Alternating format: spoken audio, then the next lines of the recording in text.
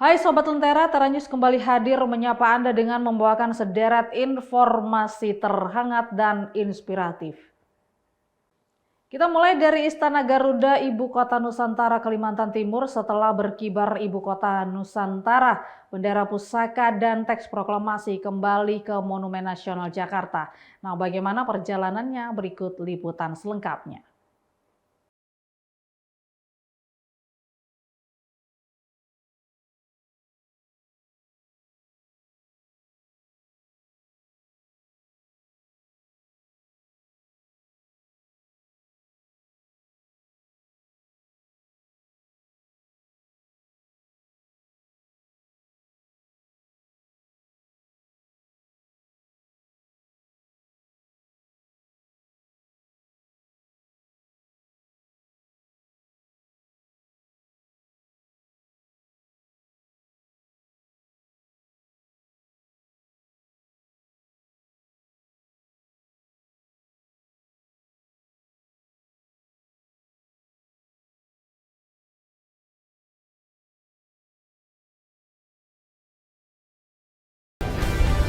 Merah Putih, di mana ini adalah prosesi penutupan dari rangkaian 17 Agustus 2024 dalam rangka Hari Ulang Tahun ke-79 Republik Indonesia.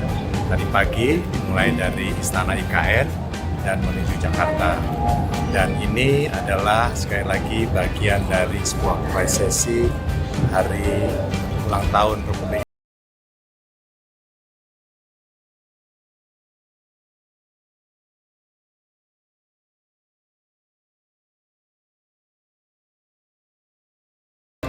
Di dalam kegiatan dalam rangka 17 Agustus 2024.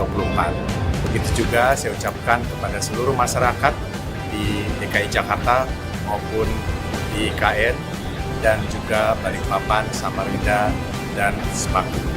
Begitu saya ucapkan sekali lagi terima kasih.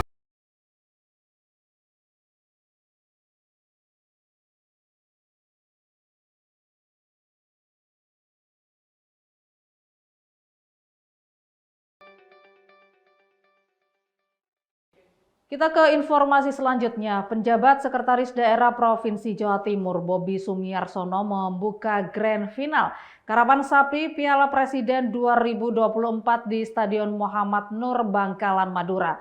Pembukaan ditandai dengan tarian saronen khas Madura, serta diikuti dengan penyerahan bendera start oleh PJ Sekdaprov kepada panitia penyelenggara.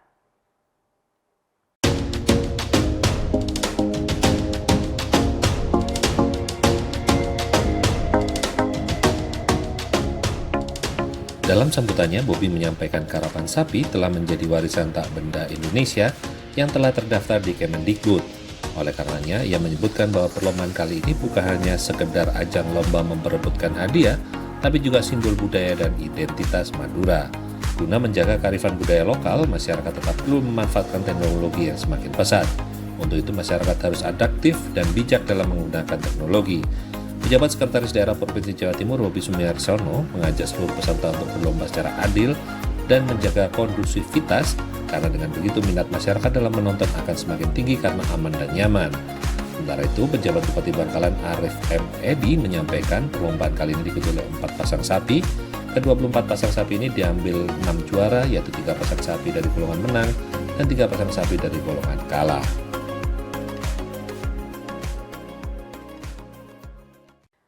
Usai jeda kita akan membahas tentang produk home decor dan kesenian buat Indonesia yang bisa menembus pasar New York. Jadi tetaplah bersama kami di Tera News.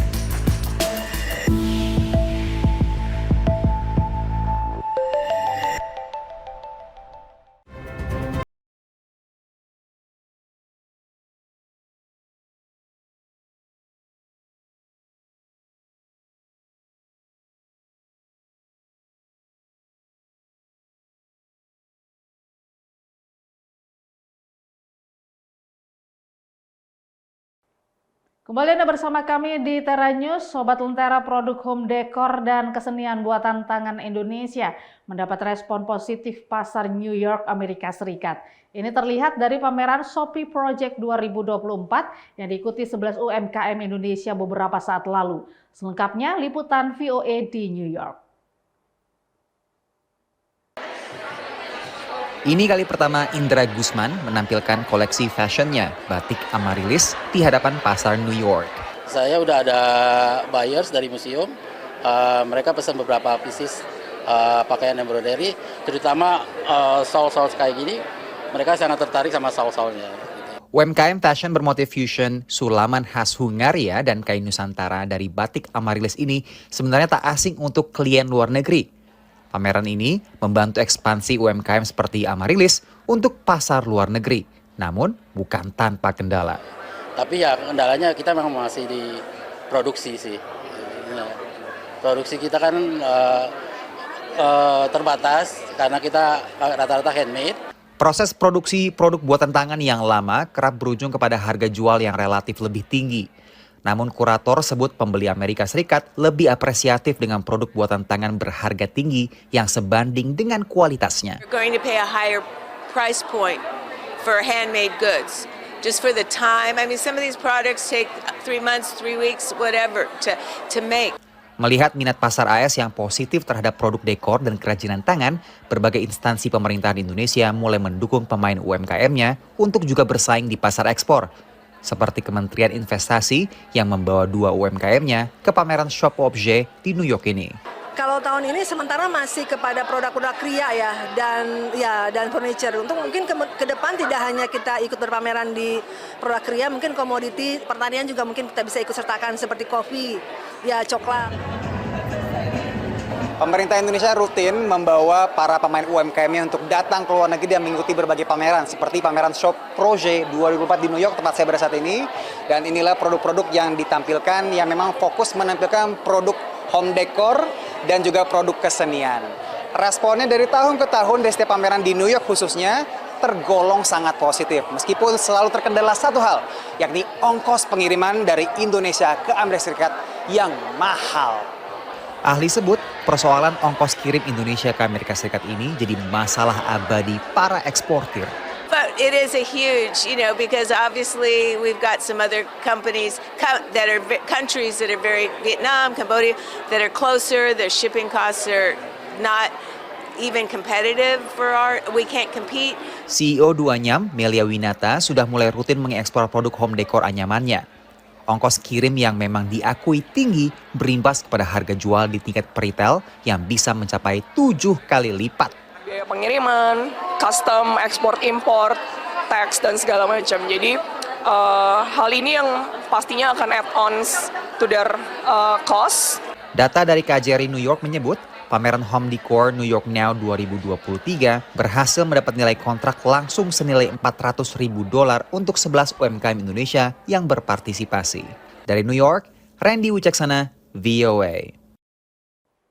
Angkutan umum berbentuk minibus banyak terdapat di Afrika Selatan dan semuanya memakai bahan bakar bensin. Para mahasiswa teknik di sebuah universitas di Cape Town, Afrika Selatan ternyata mampu mengubah mesin angkot dari bensin menjadi listrik agar dapat menekan emisi. Bagaimana proses perubahannya? Berikut liputan selengkapnya. Sekitar 250.000 angkot minibus diperkirakan ada di seluruh Afrika Selatan untuk menyediakan transportasi bagi masyarakat. Meskipun nyaman dan populer, tapi kendaraan minibus membutuhkan bensin yang ikut berkontribusi terhadap polusi dan perubahan iklim.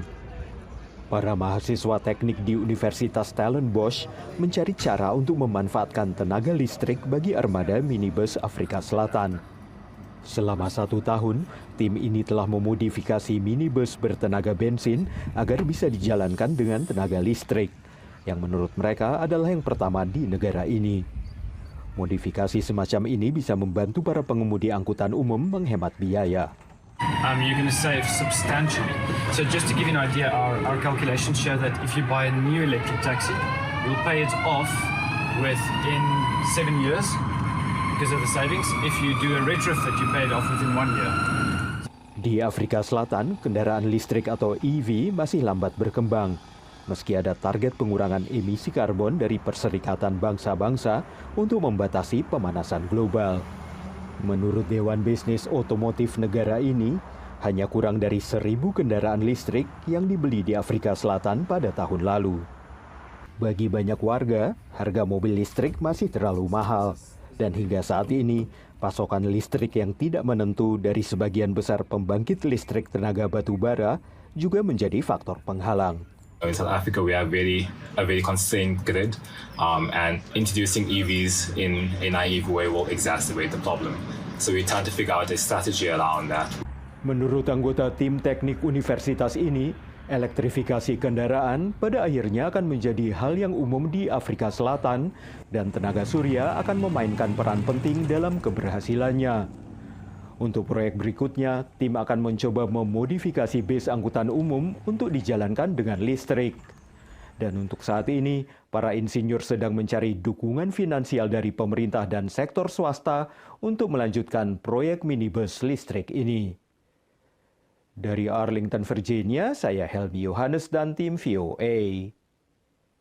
Informasi tadi mengakhiri Tara News saat ini. Anda dapat saksikan kembali tayangan saat ini di YouTube channel kami Lentera TV Media dan website kami lentera.tv. Saya Catherine Ellison pamit undur diri. Sampai jumpa.